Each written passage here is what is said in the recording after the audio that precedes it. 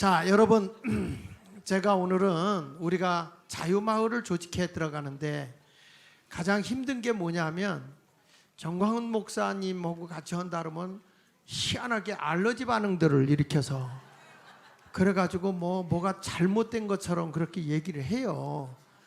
그래서 왜 그런가 하고 봤더니 한국의 사람들이 전 목사님을 이렇게 프레임을 딱 씌워놔가지고 부정적인 것만 계속 뉴스로 나오게 하고 긍정적인 면은 안 나오게 하고 이런 거를 좀 해놨더라고요.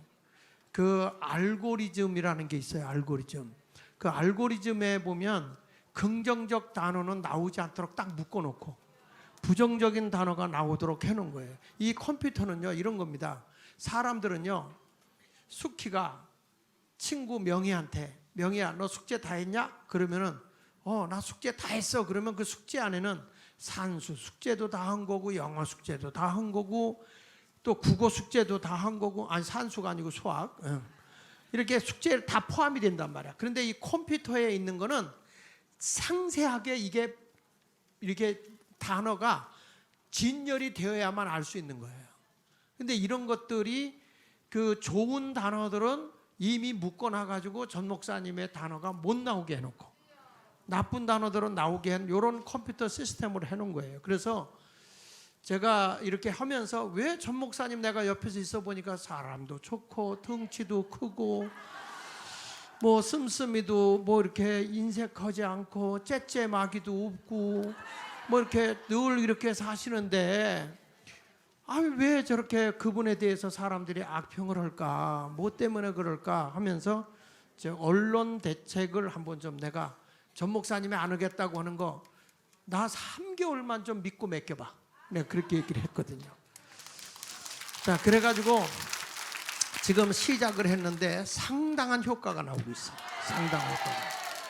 자, 그래서 여기 보면 잠깐 이제 띄워서 보겠습니다. 자, 좀 띄워보면 여론 분석 1, 2, 3을 했습니다. 1, 2, 3을 해서 지난번에도 한번 했고 이거 여론 분석 두 번째 한 건데 이거는 1년치를 한번 해봤어요. 1년치. 근데 이걸 자료를 어떻게 하냐면 거기 나온 것처럼 넘겨서 보시면 22년 5월 16일부터 23년 5월 15일까지 1년치를 이렇게 뽑아서 쭉 해봤는데 저는 이게 뭐냐면 빅데이터, 컴퓨터에 있는 모든 데이터를 다 뽑아서 한 거기 때문에 이거는 사람의 말이 아닙니다. 모든 자료에 나와 있는 근거를 찾아서 이걸 하는 거예요. 몇 건을 찾아서 했냐면 11만 6,533건을 찾아가지고 이것을 가지고서 이제 다 돌려가지고 찾아낸 거예요. 근데 거기서 깜짝 놀란 건 인스타그램에서 팔로워가 높은 수준으로 30만 인스타그램이라는 거는 젊은 사람들이 많이 해요. 젊은 사람들이. 근데 저는 이 데이터를 보고 깜짝 놀란 게 젊은 사람들이 전 목사님을 좋아해요. 그러니까 왜 그런가 하고 봤더니 사이다 발언이 있어서 그래. 사이다 발언. 이따가 다 볼게요. 그 다음에 커뮤니티, 국내 인지도가 높은 커뮤니티 게시판에는 약 7천여 곳을 이 데이터에서 찾아봤고 블로그에서 찾아봤고 네이버들 그 다음에 트위터에서도 찾아봤어요. 그런데 작년까지는 별로 그렇게 중요하지 않고 띄워서 오른쪽에 보면 23년 3월 12일에 거기 보면 김재원 5.18 헌법정신 그 반대 발언을 했잖아요. 개인적으로 저는 그 헌법에 실리는 거 반대합니다. 이랬잖아요.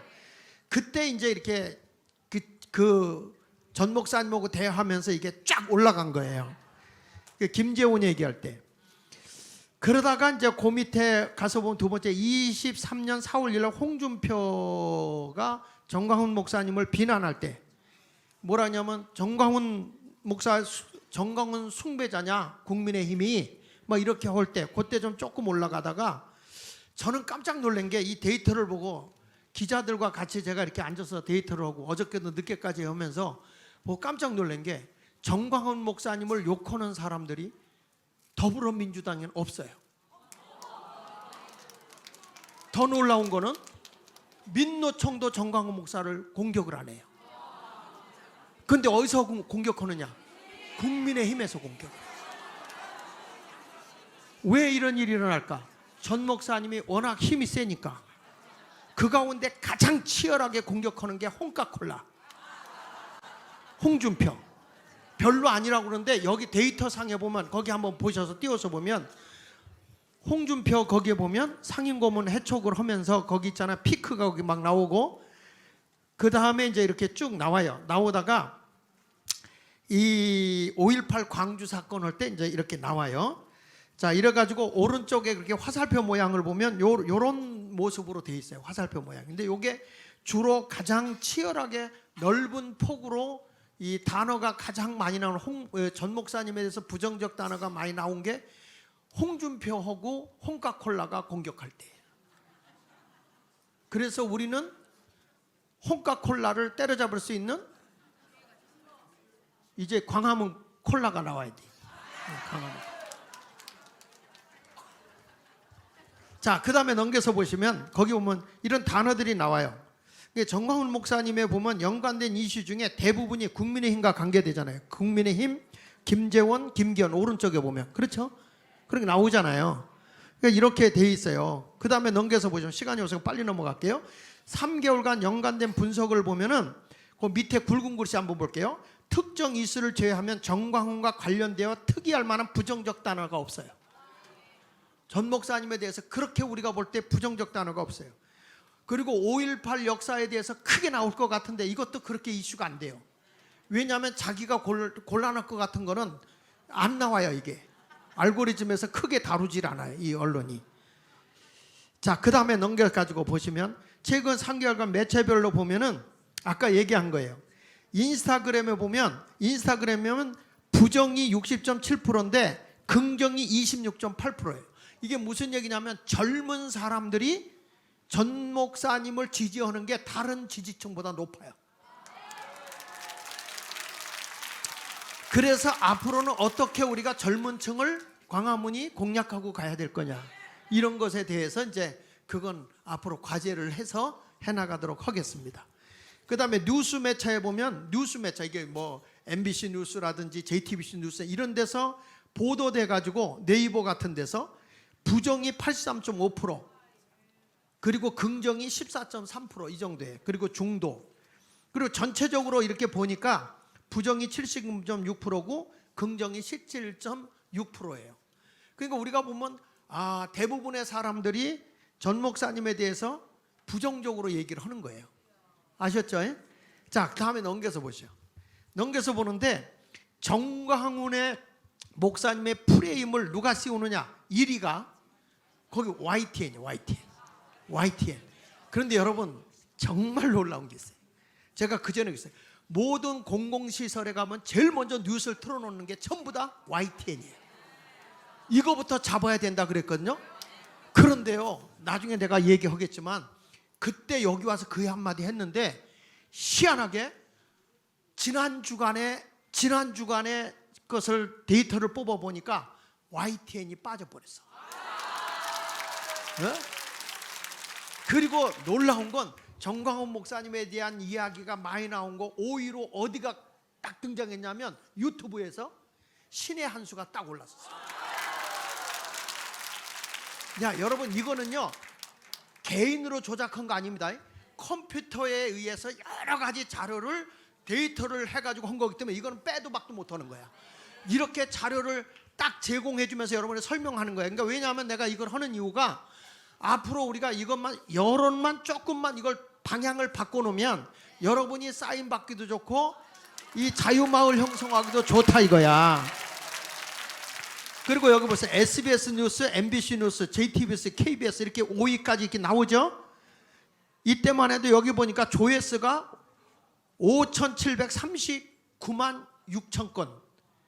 근데 이 가운데서 329만 6천이 부정적으로 좋다고 하는 사람도 있어요. 자, 그런데 여기 보십시오. 정광훈의 부정적 여론에 영향력이 큰 채널이 YTN, SBS, MBC예요. 그러니까 이 사람들이 지금 뭐냐면 여론을 전부 다 정광훈 목사의 안 좋은 데다가 포커스를 맞춰버려서, 그러니까 사람들이 보는 대로 정광훈 목사 나쁜 사람이구나, 나쁜 사람, 이렇게 오해를 하는 거예요. 그리고 좋은 단어는 안 나오니까. 그래서 이걸 어떻게 했냐, 여기 그 다음에 넘겨서 보시면 이게 무슨 얘기냐면 분석을 해봐요. 개체별로 분석을 했어요. 어떻게 분석했냐면 뭐 YTN, MBC, KBS 이런 데 나오는 거를 여러 종류 이렇게 분석돼서 나오거든요. 그거를 KBS 하나, MBC 하나, 그리고 어떤 사람 하나 이런 식으로 개체별로 조사를 해보니까 깜짝 놀라는 거는 정광훈 목사 지지율이 65%예요. 그러니까 여러분 이걸 보면 뭘 할 수 있냐면 여론을 조작하고 있다는 거예요, 언론사가. 그래서 전 목사님을 거기다 프레임을 딱 씌워놓으니까 교회들도 그렇고 목사님도 그렇고 막 그런 얘기 하잖아요. 나쁜 얘기. 유튜브에서 뭐 돈 버는 목사? 아니 그 뭐죠?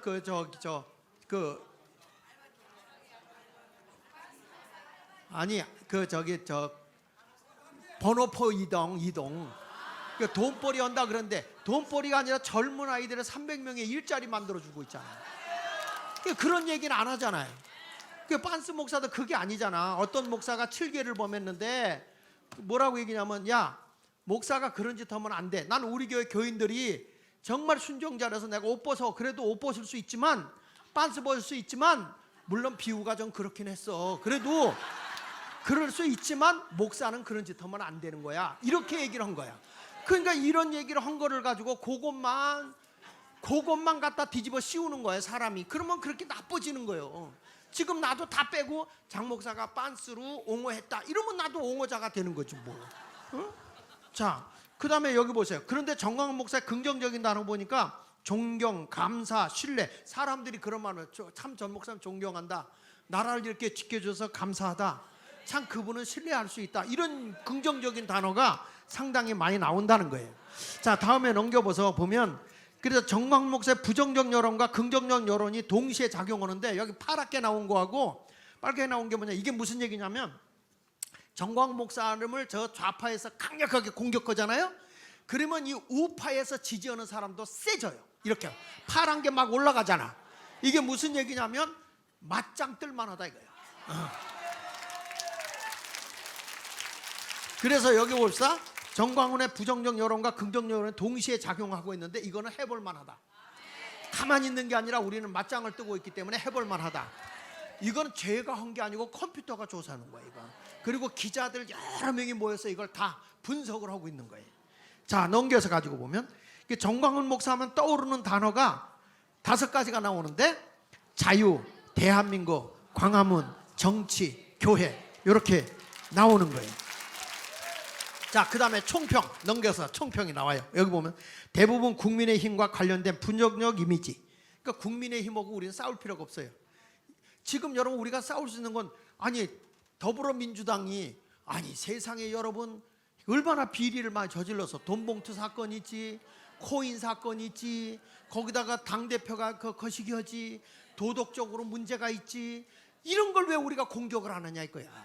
이제는 우리 자통당이 자유통일당이 강력하게 더불어민주당 공격해야 되는 거야.